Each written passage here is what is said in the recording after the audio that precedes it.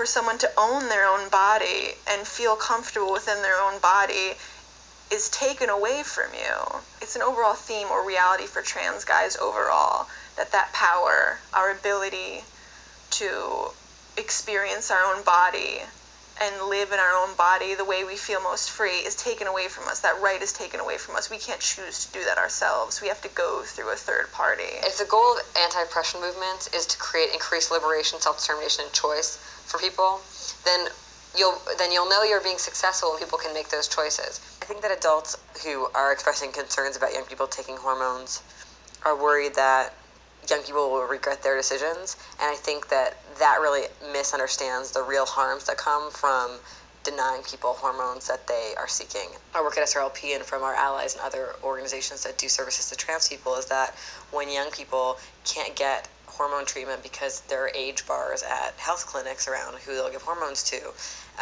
people will end up getting it on their own anyway, buying it on the street, and they'll often be engaging in criminalized work in order to raise the money for it because it's very hard for young trans people to find paying jobs. And so we see a lot of our clients ending up in the juvenile justice system because they're trying to access health care, which is ridiculous. Our communities need to provide health care to people that they need. I've been part of providing services for trans youth where trans youth were offered surgery and hormones years ago. So when here in New York they're still struggling over it, or other parts of the country, it's like it's been done. There are trans youth that have had surgery, and there's trans youth that have had hormones. So let go.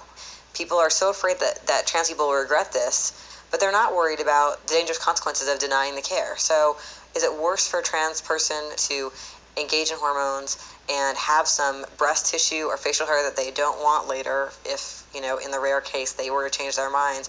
Or is it worse for that same person to go to the street and get the hormones and inject them and get HIV or end up in a juvenile justice setting for their entire teenage life? Which ones of these consequences are we more concerned about? I think that if we are people who are committed to feminism and committed to a feminist framework around thinking about sexuality and personal autonomy, and we're people who've fought for the rights of women to access marginalized health care like abortion and other reproductive health care, then it's a real contradiction to deny trans people access to health care because of a paternalist concern that people can't make decisions for themselves.